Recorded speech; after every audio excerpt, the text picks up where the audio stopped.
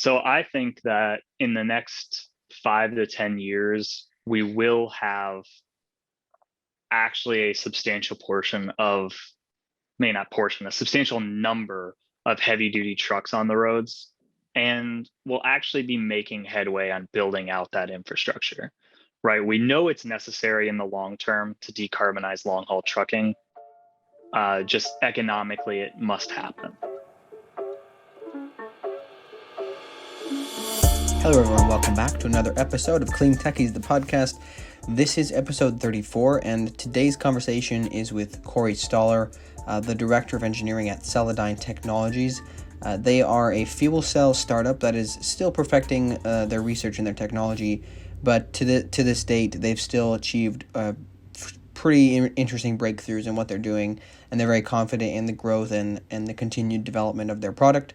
I think this was a really interesting conversation for me because it was in this topic of hydrogen and fuel cells, something that I have very, very little knowledge of. At least I had even lesser knowledge of prior to this conversation. But it was really, really interesting speaking with Corey. He had a lot of interesting insight, and he was really able to, I think, explain this technology quite well for a non-engineer. So again, very fascinating topic. Really excited to be able to bring this to you. Before we do get into the show, as always, would love to make mention to our sponsors, NextWave Partners. NextWave Partners are experts in the talent acquisition and recruitment space across climate tech, renewables, ESG, and technology globally.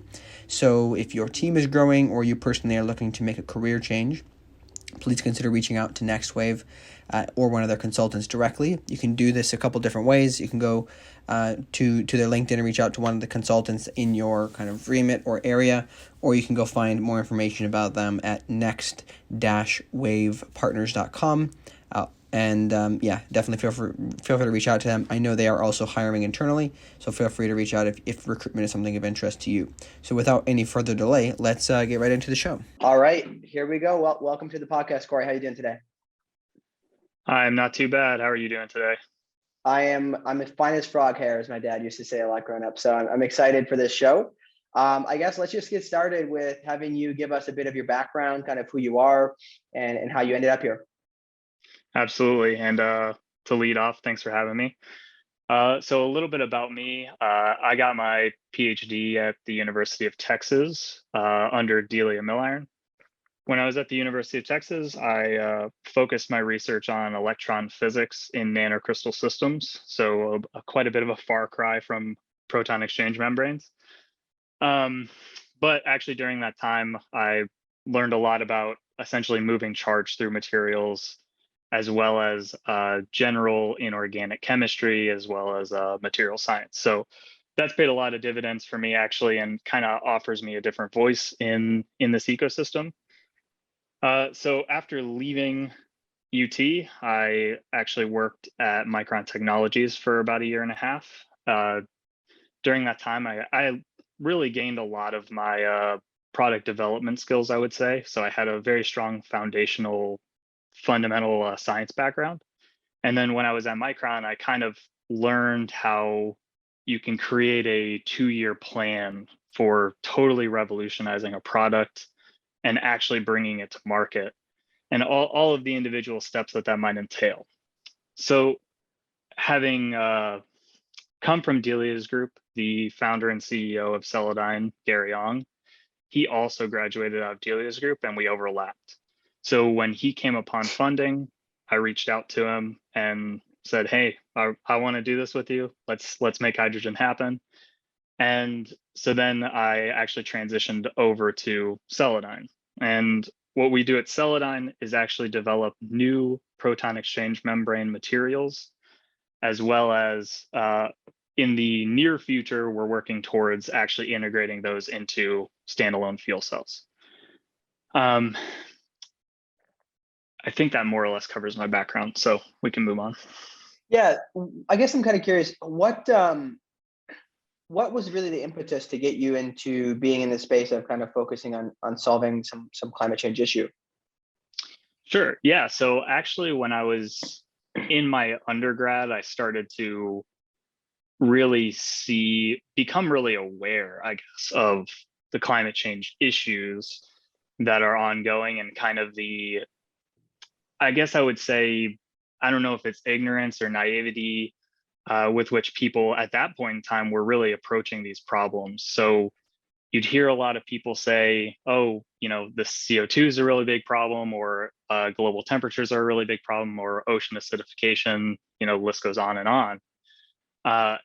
And there was a pretty laissez-faire attitude about it, which I didn't really fully understand until I learned chemistry and kind of developed a mind for what that really means for the livelihood of the human race. Then when I went to grad school, I really wanted to get into green energy or something in the green sphere and try to push the boundaries of that. So I was very ancillary in grad school. I touched solar a little bit in grad school, but ultimately my interest in fundamental physics kind of took over and I went a totally different direction. However, when Gary had started the company, as I was finishing grad school, I was like, this is a great opportunity. I want to get in on this. I've been pretty passionate about saving wildlife, saving the environment, and really creating a sustainable future for so many years, and just kind of haven't had an opportunity to do it. So the moment I had that opportunity, I jumped right in, and I've been pretty full force since. Yeah, that makes sense. I feel like a lot of people I've talked to in this space did not set out with this like in mind. They didn't have a clear path on how they were going to get there, but then something kind of presented itself. Which I guess this is kind of, I typically talk about education further in the back, further at the end of the podcast. But I would be keen to understand, like, do you have any insight or thoughts in general on, as education is shifting and more people are being aware of the climate issues? I feel like I've noticed a lot of people going into different programs that are maybe ESG or environmentally focused, but the number of people going into heavy industry or these other industries that appear on the surface to be completely bad for the environment, people are just steering clear of those because the immediate future would be a job in a polluting type of company. So do you have any thoughts on just that space in general and what you're seeing and what people should maybe think about? Yeah, I've noticed a really big shift in actually the population at large. Kind of over my, let's say, 10-year career, 12-year career now, I've kind of noticed that laissez-faire attitude of, it's tomorrow's problem, really shifting into, this young generation of millennials and Gen Z who are coming out, and they really want to tackle this problem head on. I know I felt that in myself. I'm educated in chemical engineering. It's a huge field that goes into oil and goes into gas and some of those more polluting industries, heavy chemicals. And I kind of I tussled with that myself, right? And I'm passionate about the environment. I'm passionate about making those changes, and I actually looked at that as like, well, you can solve that from the inside on one hand. On the other hand, there's something, I don't know, I guess intrinsic to me that I'm like, I want to make some like big revolutionary change. Uh, Having experienced industry, I kind of understand how those big sweeping changes are not necessarily going to happen overnight. Whereas, in 2 years at Celadyne, we've made huge strides and we've been able to push technology so far, like further than I would have expected to be able to push even in grad school with the freedom of an academic institution, because we're all passionate and we're all aligned. And I think that's my biggest takeaway of how people are changing over time is I think young people now are so passionate about whether it's the environment or cleaning up the oceans of plastic pollution, or just wanting to expand people's access to the environment, or anything human welfare based, healthcare, access to medicine, etc. All of those things I think the young generation are really pushing hard. Why that's happened, I guess, is the crux of your question. In the education standpoint, I actually am not really entirely sure what has caused that. Maybe just the increased airtime, honestly, in some part probably due to Bill Nye. Mhm. um, but it's been remarkable to see, and I'm super stoked about it. I really look forward to what the future holds with this generation aging up. Yeah, I think there's a lot of interesting people that I've heard mention things on Twitter about the Gen Z's just general kind of mentality to do things on their own rather than waiting for a job to turn up. And I guess one of the things I sometimes get concerned about is that, especially being in talent for my day job, seeing a lack of input to some of these other industries that are quote unquote dying, but that could be humongous opportunities for change, right? Like when you have Mhm. these big oil companies making massive changes, like you look back at the story of Ørsted and Dong Energy, right? Changing and creating offshore wind, making it a viable thing, but it wouldn't have been possible without the previous capital from their previous, experience. But anyways, I guess it's just an interesting topic to touch on. Let's get back to kind of fuel cells and hydrogen in general. Could you explain? So I'm also very new at this, obviously. Walk us through what exactly is a fuel cell. What are some of the use cases, and can you just kind of explain the basics to us to a non-technical audience? Absolutely. So at its face value, you can really imagine a fuel cell. Let's look at the hydrogen life cycle. It's essentially you take water, you split it into hydrogen and oxygen. That hydrogen gets fed into a fuel cell. It is split into single protons. Protons move through the membrane. They recombine with oxygen at the other side and create water again. So it's a closed loop system going from water to hydrogen back to water. The actual fuel cells themselves, that difference in chemical potential is actually what is creating the electricity that you're interested in harnessing. Some applications for hydrogen as power have been demonstrated in, let's say, moving things, so cars, drones, and recently there's been a very big push for heavy duty as this field has kind of matured. The additional uses of it are actually stationary. So a lot of companies actually do use stationary fuel cells as their emergency power source. So they keep some amount of hydrogen on site. They have a fuel cell that basically just sits dormant, power goes out, fuel cell clicks on, and it keeps, let's say, their cloud services running in the absence of grid. So one thing that I'm particularly interested in is the heavy duty application. I think there's, as I said, there's a lot of momentum right now of trying to push for this enabling heavy duty fuel cells. Part of the reason that that's very interesting is if you watch Twitter and you see Elon Musk tweet about hydrogen or some hydrogen supporters tweet about batteries, you get this kind of combative relationship where they're both like, no, my technology is better, my technology is better. The interesting thing is that they both kind of actually have perks in and of themselves. So what you do see in heavy duty and why hydrogen's interesting for that is about 70% of heavy duty happens in the 500 to 750 mile range. And that range is particularly a little rough for batteries because of the dwell time required for charging. So you can say, okay, batteries work very, very well for cars. They even work very well for, last mile delivery or small deliveries around the city. But in long haul trucking is really where you see hydrogen as a necessity. There's actually a pretty recent NREL report where they show that in economic systems in which that dwell time means a loss of miles moved or goods moved, fuel cells are the option in the ultimate scenario. So the DOE's goals for batteries and hydrogen fuel cells, eventually hydrogen fuel cells are simply necessary for decarbonized long haul trucking.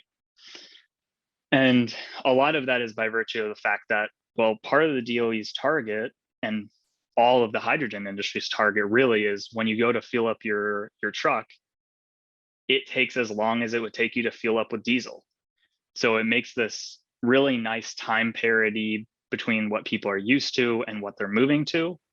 And then even besides that, the cost of ownership of a heavy duty fuel cell truck actually gains parity with diesel in the long run. So now you're in this situation where there's no green premium, as long as you're able to hit some of these technical requirements for heavy duty of membrane durability, catalyst durability, decreasing the cost of hydrogen, and having a highly efficient fuel cell. So when you're able to actually do those things, you get rid of this green premium, and you essentially are giving people the option, okay, you could, for no cost extra, go green or stick with diesel. And the pro is, well, with the hydrogen, maybe you can go longer than the diesel and it could be more convenient, or you can go with diesel. Generally speaking, studies have shown that people, given no premium cost, will go the green option. And so it's actually a very simple thing to push, right? Because once you have cost parity, it's actually very easy to convince people that they should decarbonize. So that's why I'm really excited about it. I think it's a great opportunity to decarbonize one of the most notoriously difficult industries to decarbonize. Yeah, so let's go through a couple of these things. So I guess, Sure. First of all, I'm curious if you could walk us through actually, so when you have the fuel cell, is you mentioned that there's being hydrogen put into it, kind of like a fuel tank, right? And then it's passing through the membrane, and that, how is the energy harvested that then takes it to power whatever it's powering? Sure. So what is actually happening is, so the hydrogen is actually flowing over a platinum electrode. The platinum is splitting it into an electron and a proton, two of each. They move across the membrane, and the electron actually has to go through the circuit to get to the other side in order for the water formation to occur. So that's where you're generating your current, is the splitting of the hydrogen. The electron goes through, powers the motor, let's say in this case, and then continues on and forms water at the cathode. So that's does that make sense? Yeah, so it's almost like a dam, having water run through it, kind of like it's just, as it goes through, it's turning or powering whatever it's powering, in this case, a motor. Yep. Is that correct? Yeah, that is a perfectly fair way of looking at what's actually happening to those electrons. They're essentially acting as water through a dam. A even more simplistic way of looking at it is, actually, you can kind of think about it as a battery. Batteries work essentially the exact same way. Okay. Not Now, hydrogen. got it. So then with the fueling, you mentioned before, I thought you had mentioned water, and then it comes out again as water. Are we actually fueling these vehicles, for example, with hydrogen, pure hydrogen, or is it water? And from there, I have a couple other questions. Sure. Yeah. So you're actually fueling it with hydrogen. Let's say, as an example, Shell, who has invested a lot in electrolysis to generate hydrogen, they would generate hydrogen, compress it, 7,000 psi. That is then what you would put into your vehicle. The hydrogen, the only exhaust out of your vehicle after it passes through the fuel cell, is simply water. Okay. So then the next question would be, what is the process like to, you say it's, what do you say it's called when they create the hydrogen and compress it? Electrolysis is one way of doing it. Electrolysis. So what is the process like for that? Is that extremely difficult, dangerous? I know a lot of people talk about hydrogen and they're concerned for safety. So could you talk about those concerns, and maybe, I guess I'm curious always to understand some of the history of like what has happened, what were the objections, and what do we have now? So could you walk us through that stuff? Sure. Yeah. So the process of creating the hydrogen is mostly actually complicated because electrolyzers have a pretty small room for impurities. So the water has to be very, very pure. And so that's actually quite expensive to purify water. And then the electrolyzer is actually exactly a fuel cell in reverse. So the exact opposite is happening. So you're splitting water, creating, so water is H2O, you're creating an OH and an H. The H goes through, creates hydrogen on the other side. So it's actually kind of a beautifully elegant system in that the fuel cell and the electrolyzer are just direct mirrors of each other. So part of the issue with that is the cost of hydrogen is very strongly linked to the price of electricity. Because if you Mm. think about it, all of that electricity that you're going to use in the road, that actually must have been put into the system back to split the water. So it's an energy, making hydrogen is seen as an energy storage technique where you're putting a bunch of energy into the system to generate hydrogen. That hydrogen is effectively storing that energy. When you run it through a fuel cell, you're releasing that energy. Onto the safety concerns. So generally, one of the very nice things about hydrogen, let's say as opposed to another gas species that's used for transportation, like liquid natural gas, if there's a hydrogen leak, hypothetically, hydrogen is significantly less dense than air. So it actually, if it were to spark and catch flame, it would be flaming up and not out and around. Whereas liquid natural gas and natural gas in and of itself, when you get a fire, it actually spreads laterally across the ground. So it's significantly more dangerous. So that's one of the interesting kind of safety things about hydrogen is it's due to its very low density, it's actually relatively safe. I believe, I don't want to misquote this DOE report, but I actually believe that DOE had done safety analysis on this. Definitely showed it's safer than batteries, and I believe even safer than internal combustion engines. Interesting. Yeah. Yeah, I think it's always funny, you get a lot of people who are concerned about these different things and they have their what seem to be logical arguments, right? But in reality, Right. it's like think about the fact that your car you drive around every day could just blow up too, right? Right. Right. So let's focus on what we have. So that makes sense. I guess one of the things that I wanted to touch on from your previous point, when you mentioned the energy that goes into creating the hydrogen and then its output, is the output total energy greater than what it costs to create it typically, or is that what they're working on? No. So due to thermodynamics, that's actually not possible for that energy to be greater. However, electrolyzers are actually very efficient. So let me see if I can remember the exact losses. So electrolyzers are about 95% efficient. The fuel cell itself is right around 65% efficient. So running the math real quick in my head, it's roughly 59% efficiency of energy into hydrogen out onto the road.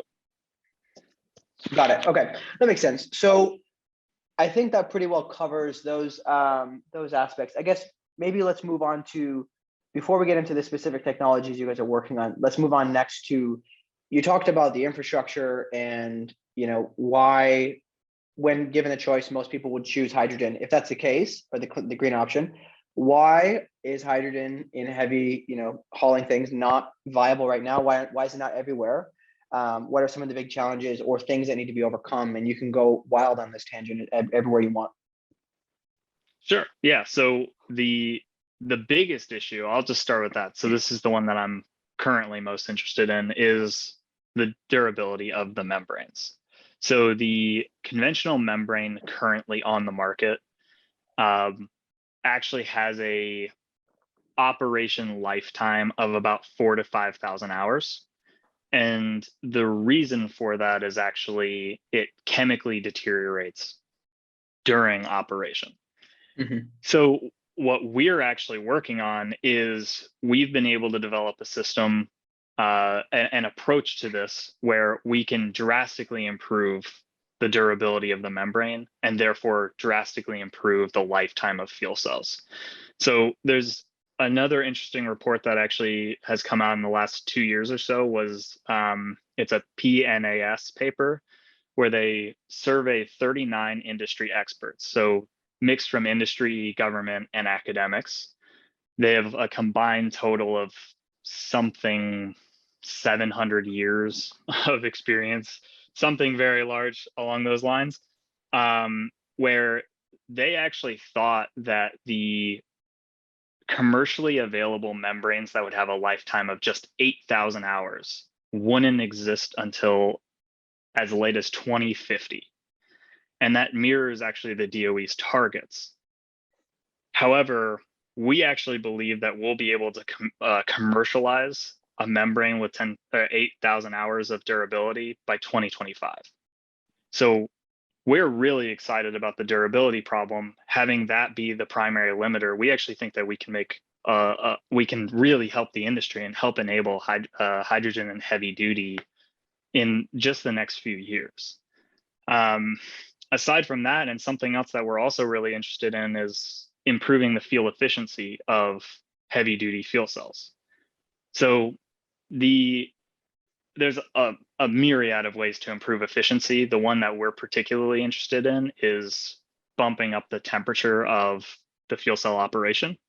That has a lot of effects, actually. So higher temperature fuel cell operation means that the total size of the fuel cell with its balance of plant, so like the radiator, compressors, water source to hydrate the membrane, all of those things can actually get smaller if you can boost the temperature.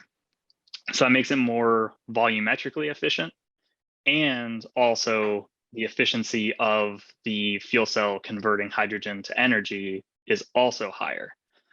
So one of the key limiters to that is actually that current membranes do need to be hydrated. So they pump water into the system and make water out of the system.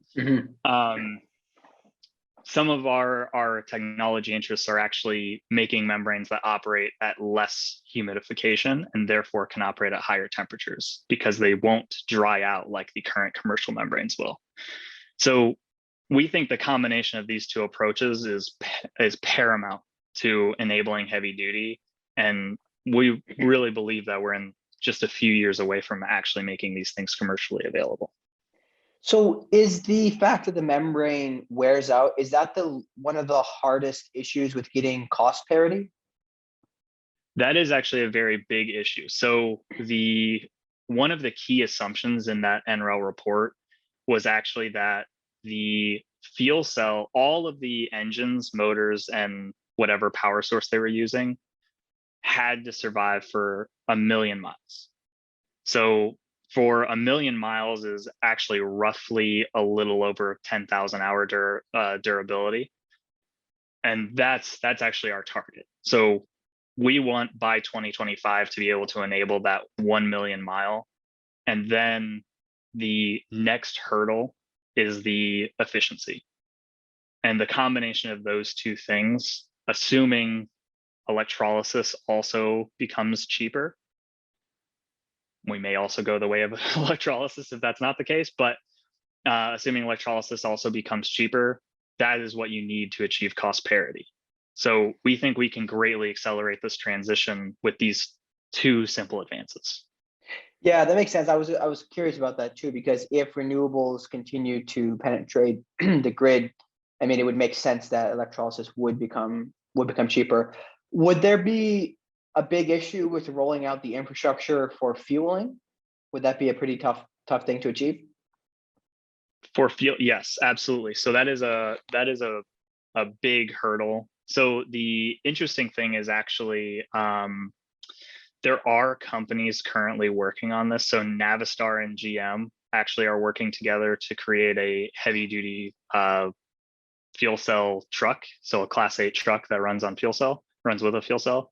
And they're working with, I believe, 1H2 as their fueling partner. And their plan is they're going to make some fueling stations that one can provide the hydrogen for, so they can build that infrastructure, test out the heavy duty trucks running along those predefined routes, and then expand from there. So that's generally been the approach so far of what people are expecting is you start off by building these pretty localized hydrogen networks along well-known heavy-duty shipping routes.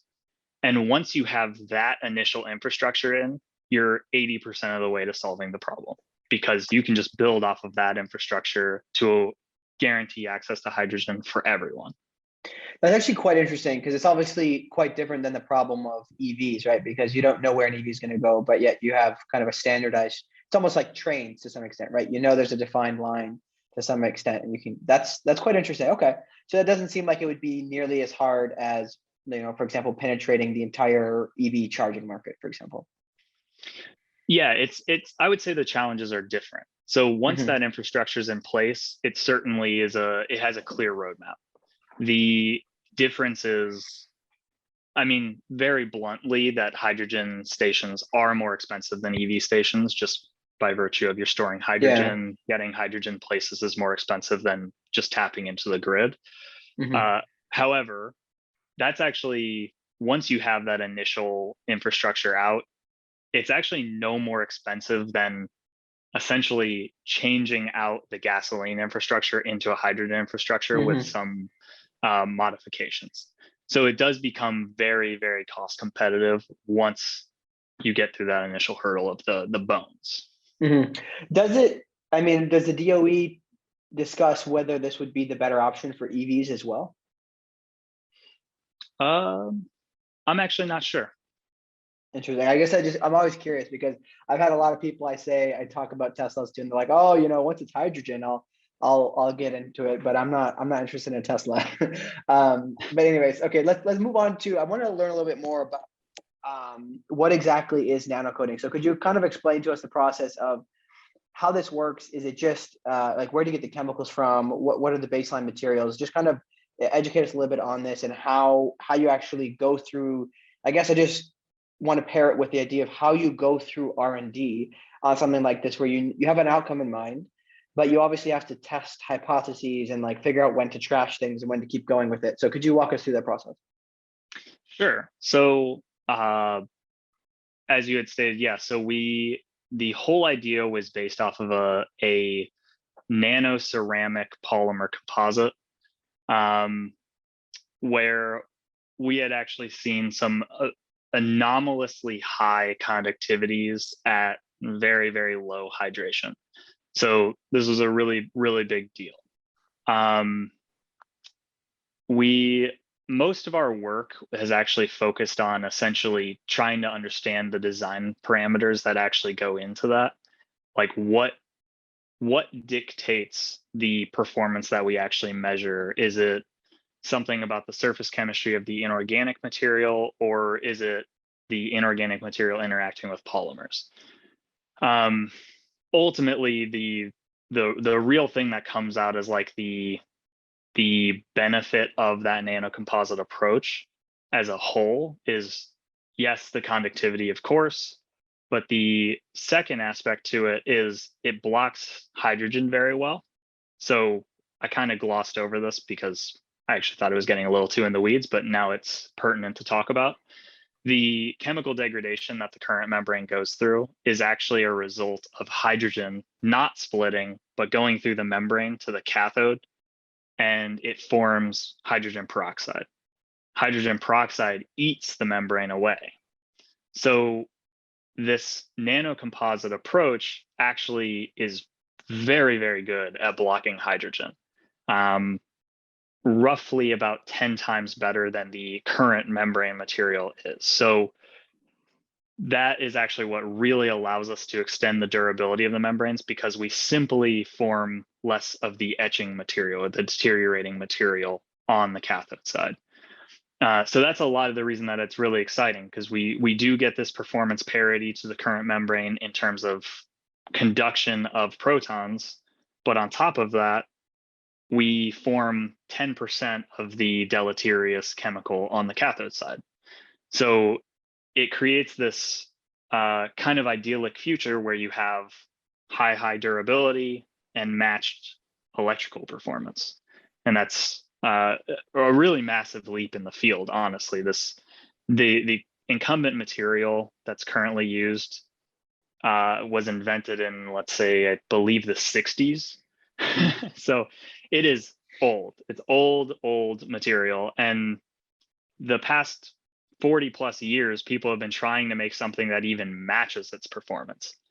And we feel actually we've kind of been able to significantly improve on it in a real quick burst of innovation, which is absolutely incredible. So that's kind of why it's exciting. I think why the DOE may be excited about it. Ultimately, it's a pretty revolutionary material. We're pretty excited about it. Mm-hmm. I guess I think we've talked about costs already.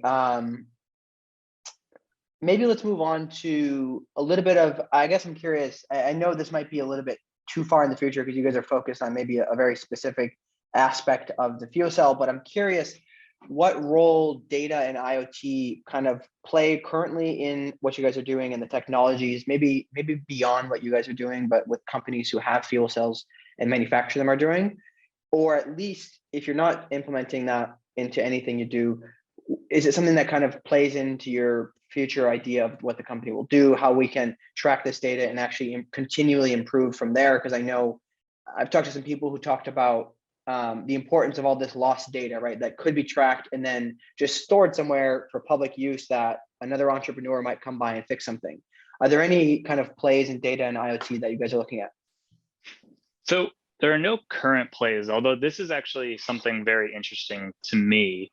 I actually just over the holiday break, I was really thinking about how interesting it would be to have a software solution to this is more on a corporate level, right? So like this would be within a company, so it's a little less grandiose, but falls along the same idea of essentially cataloging knobs that you're using in an experiment. So what are you kind of playing with?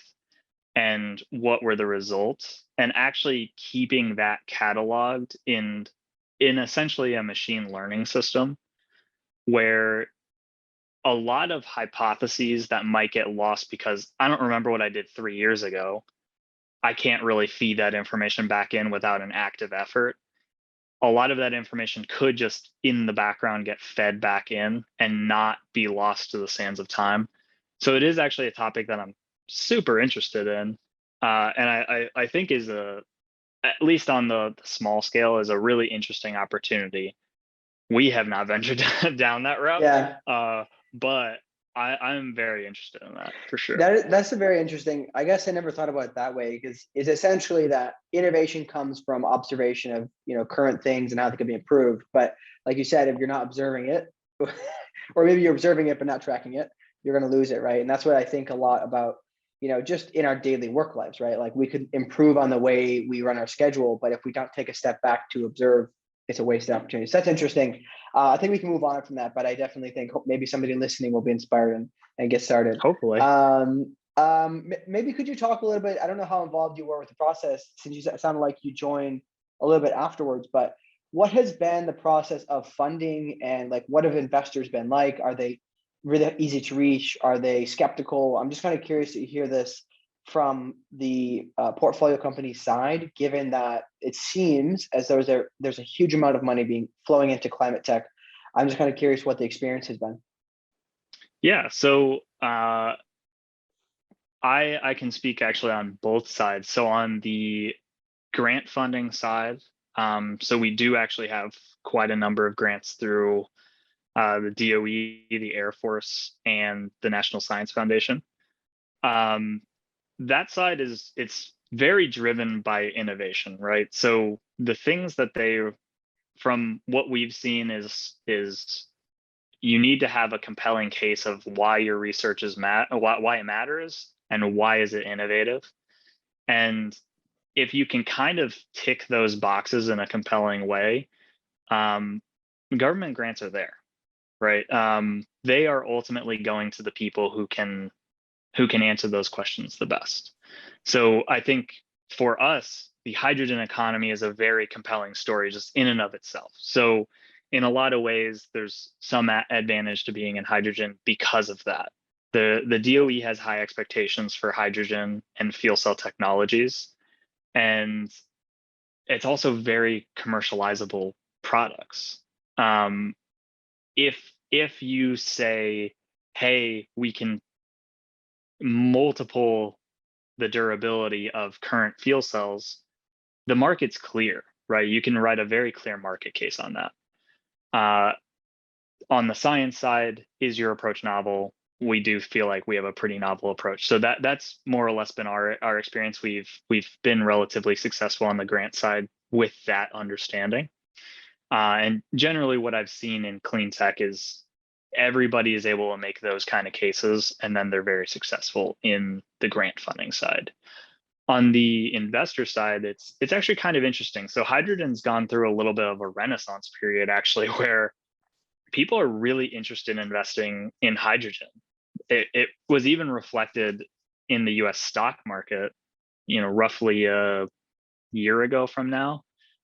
The stock market for hydrogen companies boomed in 2021. And that was true also for investors. But once again, the same requirements are there. People do want you to have a good market case for why is your tech interesting. So for us, as I've kind of harped on a bunch of times now, our real play right now is, well, there's two limiters on the demand side, and it's durability and efficiency. And we believe we have the tech to fix those problems. The approach is novel. It's patented by us, so we own the IP for it, and there's a clear business case, and the economics make sense. So in addition to all of the costs that we've talked about, you also have to make sure that your product has a good techno-economic analysis. Like, you'll actually be able to sell it not at a loss, eventually, at least. And that's also a compelling case on the grant side too. I forgot to mention that depending on which agency the grant's going through, the ability to commercialize is also just totally paramount. So I mean, that would be my advice to anyone who's listening who has a young startup company in green energy, is really spend the time to run a techno-economic analysis on your material or your process or whatever you're making. Really figure out, why do people care? Why do they want it?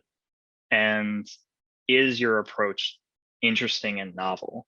And if you can tick those three boxes, right now is one of the best, if not the best time in the history of humanity to start a green energy company.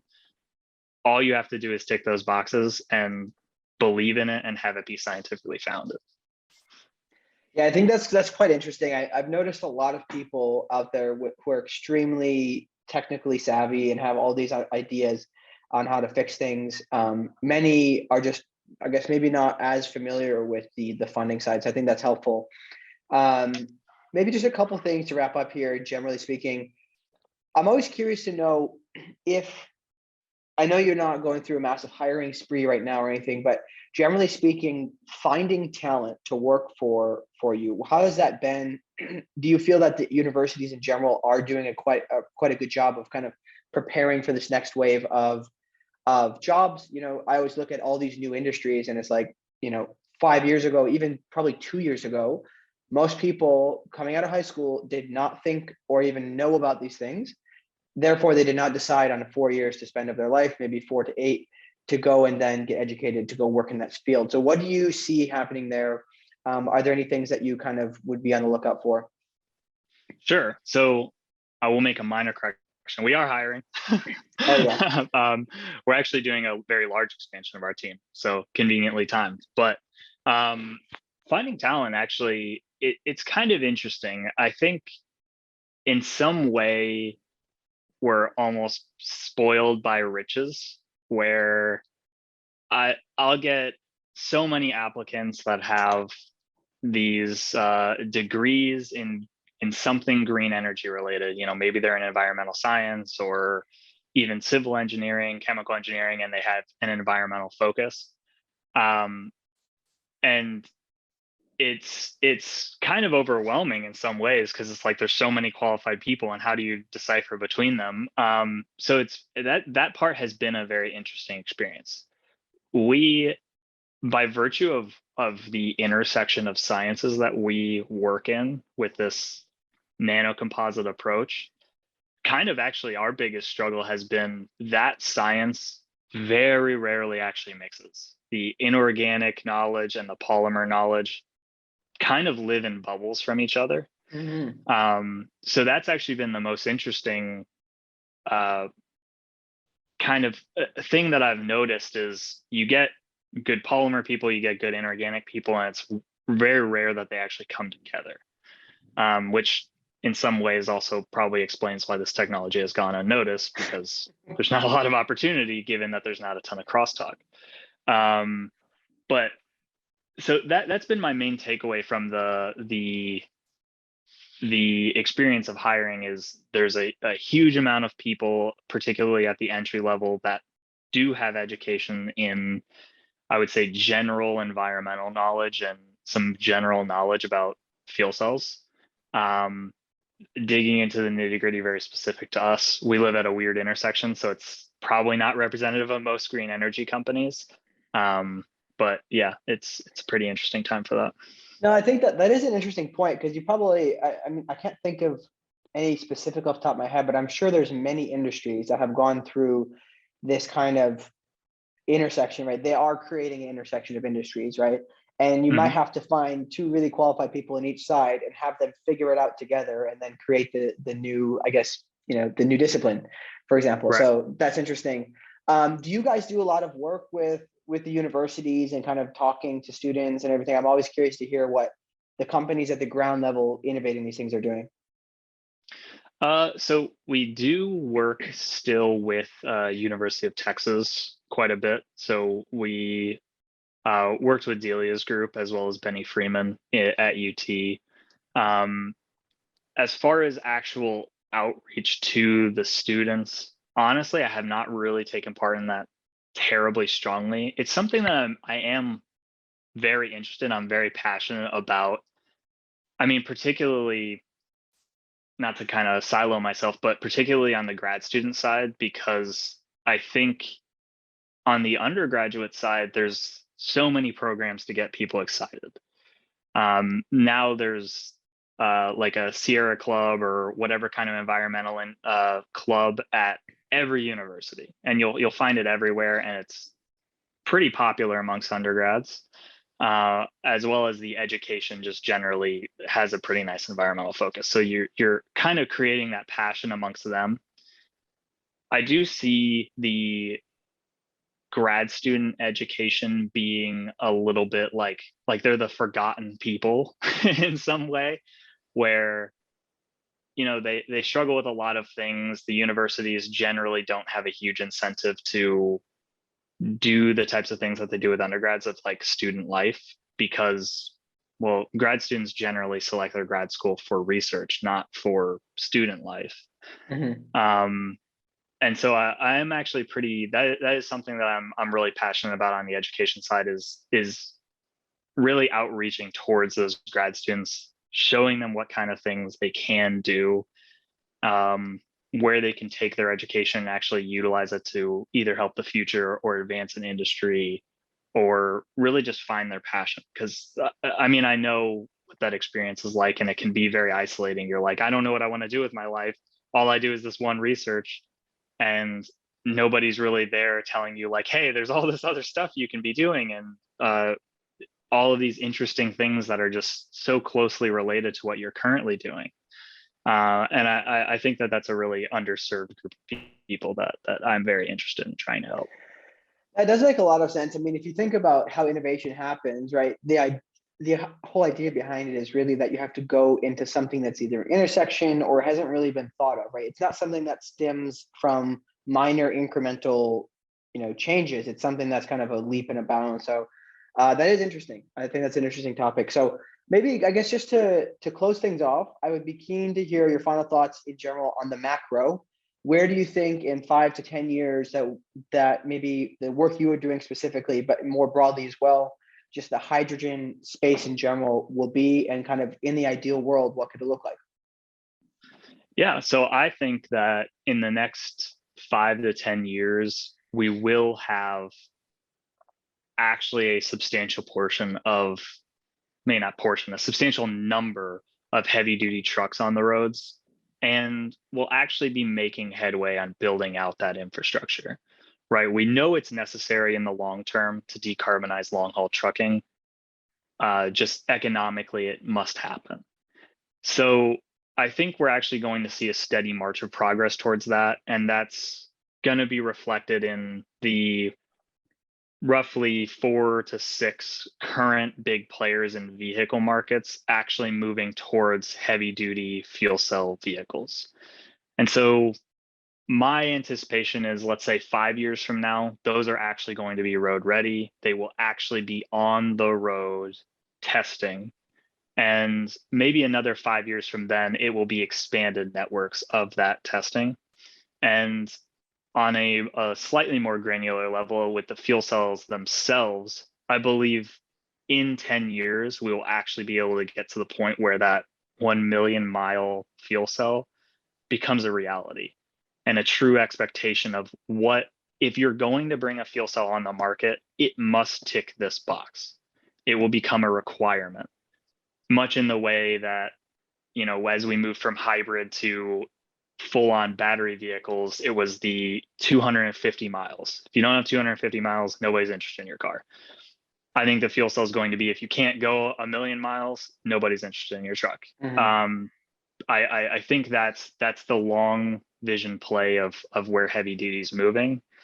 And I think it will start to see that as a reality in 10 years. And I do believe Celadyne will be able to play a role in that based on the advances that we're making, and why I can say quite confidently that I believe that that'll be a thing. And I think Celadyne will be a player in that market.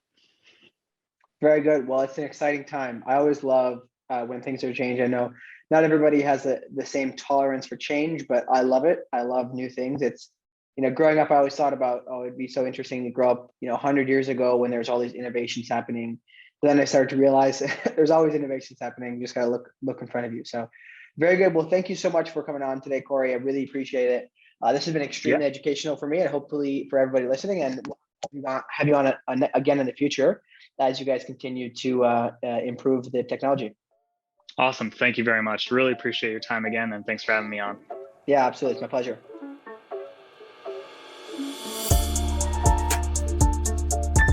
All right, thank you so much for listening today. Really hope you enjoyed today's episode with Corey as much as I did. It was, to me, one of the more fascinating conversations I've had in a while, given that, again, it's a completely new space for me, very, very fresh to this space.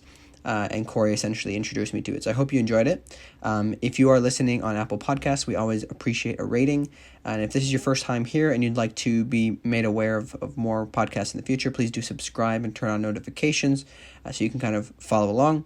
And then, of course, as always, we please share this episode with somebody who you think might find value in it, somebody who might be interested in it, maybe somebody who's been looking to learn about fuel cells or has maybe heard about it but doesn't actually know a lot, kind of like myself. Please do share it with somebody like that. You can consider joining our Slack channel if you want to get a little bit more engaged with a community of other professionals in the climate tech space. Again, anybody is welcome, whether you are already in the space or learning. It's definitely a very small community at the moment, but we hope for that to grow. And then you can subscribe to the newsletter, which comes out the 27th of every month, where we deep dive into typically one kind of topic area. I think last month was the circular economy, and I'm not sure exactly what we're going to be releasing this month, but tune in for that. And then you can definitely connect with Corey on LinkedIn and learn more about what they're doing on their website. And then, of course, as always, feel free to reach me on Twitter with any questions. And for next week, actually later on this week, we're going to be hearing from David at Vern Energy Solutions. So really interesting company, what they're doing. They're part of the Breakthrough Energy Ventures kind of family of different incubators and startups. And they're doing some very interesting technology on another aspect of hydrogen, which is basically the fuel tank that holds the hydrogen. From what I've now learned, this poses a very difficult engineering challenge. So we're going to be having that conversation with David, and that'll be coming out later this week. So tune in for that. We'll kind of have a 2-episode week for you here, and hopefully you enjoy that conversation as well. But other than that, I think thank you so much for listening, and we will see you next time on the podcast.